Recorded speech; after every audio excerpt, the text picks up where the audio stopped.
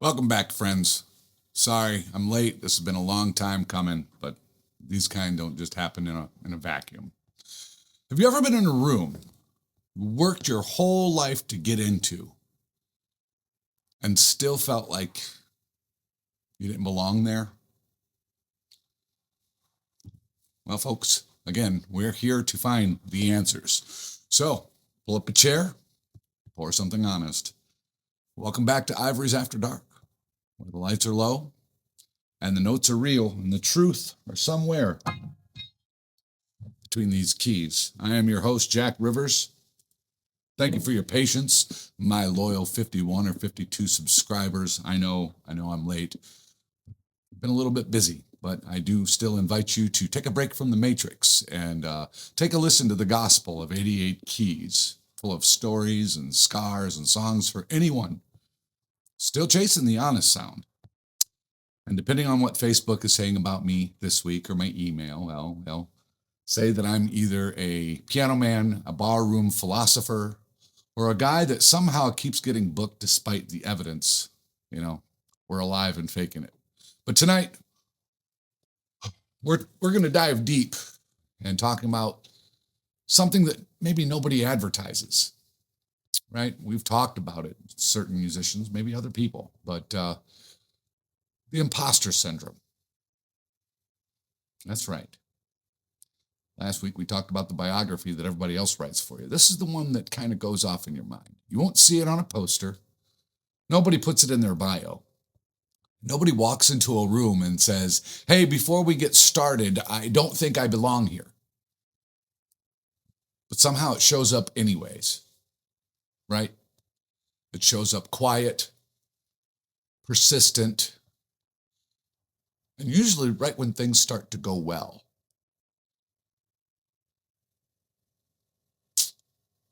Here's how it hits. You're on stage.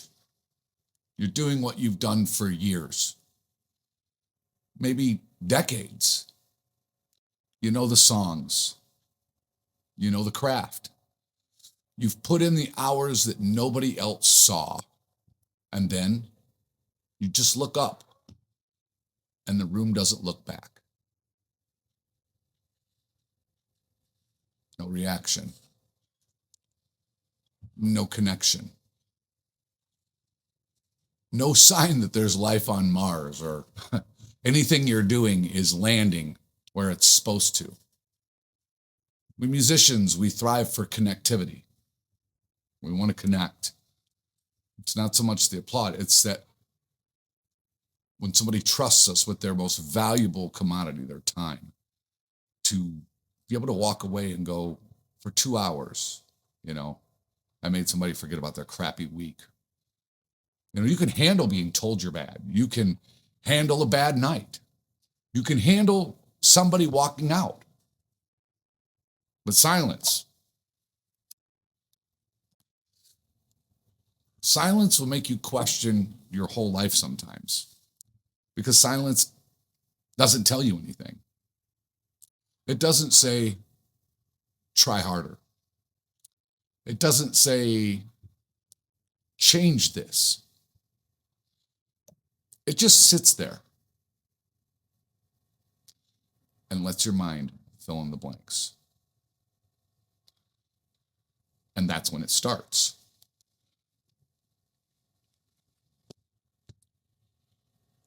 The voice comes out on the stage of your mind and says, maybe I shouldn't be doing this. Maybe I shouldn't have left my day job. Maybe I'm not as good as I thought. Maybe they see something I don't. And just like that, a guy who's been playing since youth, you put in the hours, the decades, whatever. But you start negotiating with yourself like you just walked in off the street. What do? You adjust, right? Sometimes you push harder, lean in, play bigger, sing stronger, try to force something to happen. Sometimes you pull back, you go back into your shell and play for yourself. Play it safe. Don't risk too much. Try not to lose your own momentum. And sometimes you start trying to win them one table at a time, one person at a song, or one person at a time, one song or one note at a time. All while your confidence is getting run over a cheese grater.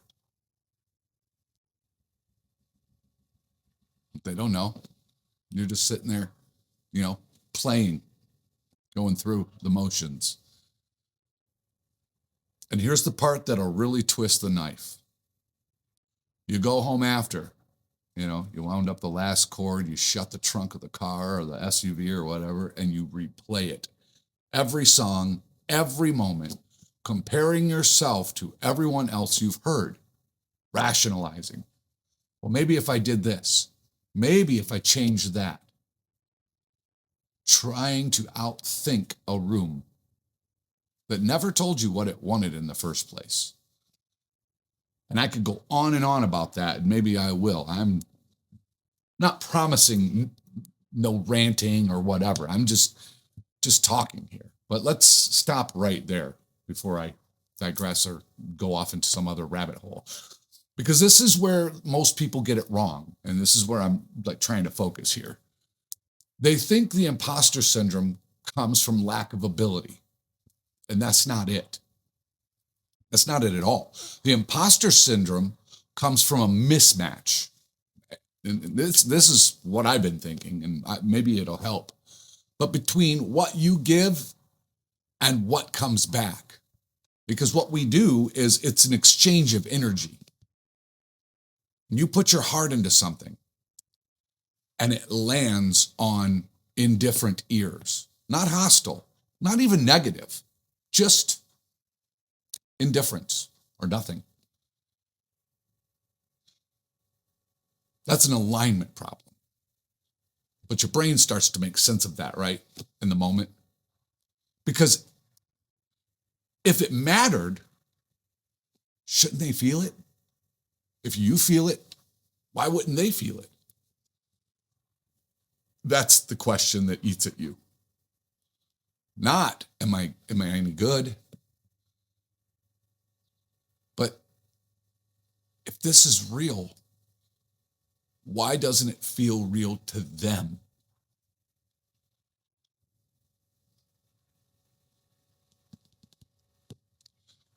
Now, here's the truth nobody likes to hear. Most rooms aren't listening. They're not designed for it today. They're not there for the music. Remember I said about alignment? They're there for the drinks, the conversation, for the distraction. You just happen to be the soundtrack. So you're up there trying to win them one note at a time, and half the room isn't even playing the same game. Their eyes are on this distraction, that distraction, this distraction. And that's not a skill issue. That is a context problem.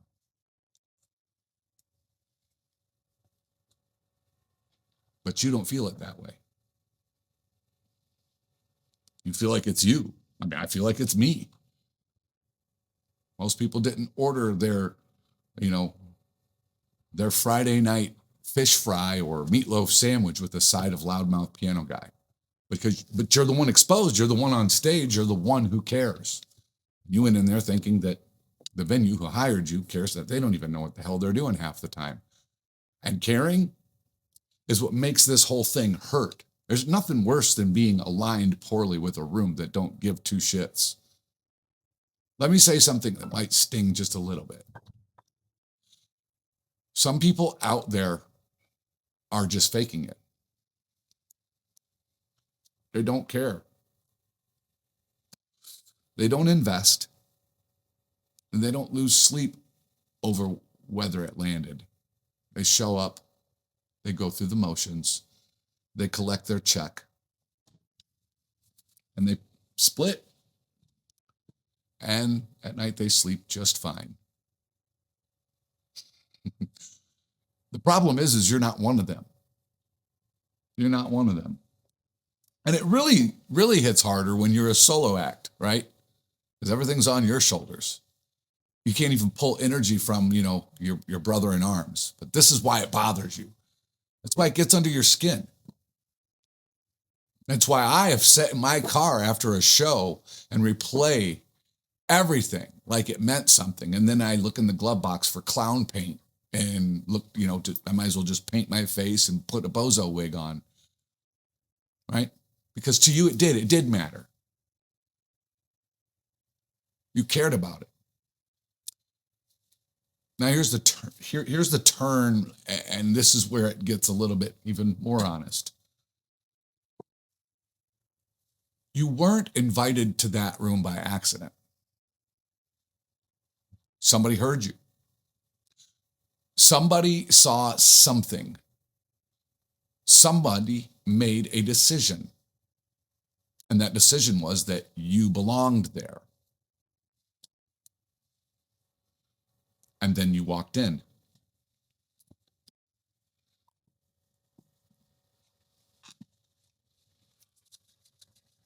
And tried to re-earn that decision in real time. And that's the trap. You're trying to prove something that's already been decided. Somebody already decided that you were a good fit for that room. Somebody already gave you the gig. They offered you the opportunity. So you're there. You don't have to prove it again. And while you're busy doing that, you stop doing the one thing that got you there in the first place. Just being you. Just being you. Not the adjusted version. Not the safer version.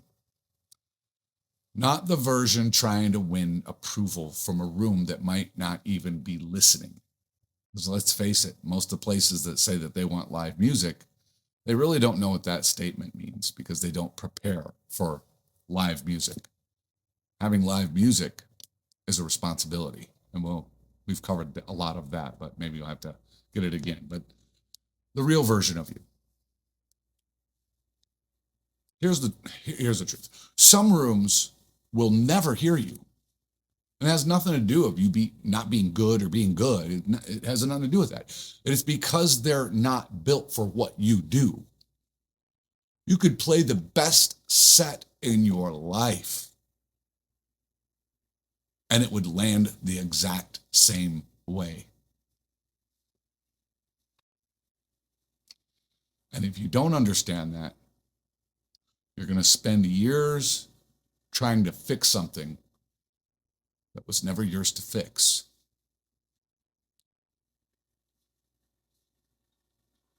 So what do you do with that?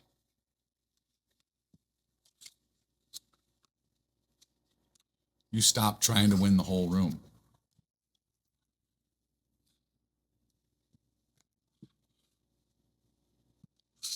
You find the ones who are actually listening. They're always there. One table, two people, maybe somebody just sitting at the bar. But they are there. And they are leaning in, catching it, understanding something that the rest of the room has missed. That's your audience. They're not the loudest, right? They're not the busiest ones. They're not the loudest ones. They're just the ones who feel it. And over time, those are the people who will follow you, plan their weekend to come out and support what you're doing, to invest into what you do. They come back. Those are the people who builds something real with you. Not the room, the people.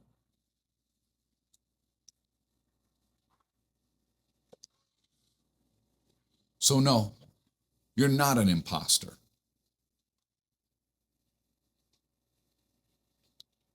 You're just the guy who cares.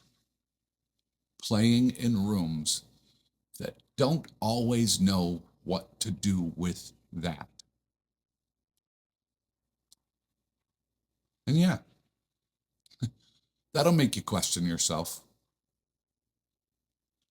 right? I question myself all the time. I'll test you. It'll grind on you if you let it. But here's the part nobody really should skip. I'm not going to let you skip it tonight, at least. You don't beat the imposter syndrome by thinking your way out of it. Embrace that bastard. Okay, because he's here. But you beat it by showing up again and again and again. And you keep doing it until that voice runs out of things to say. You eventually can even outgrow him or her, because the work outlasts the doubt. The work outlasts the doubt every time. Folks, it's been great. Thanks for stopping in. I'm Jack Rivers, and this has been Ivory's After Dark. I'll see you the next time. Same room, same piano, different conversation.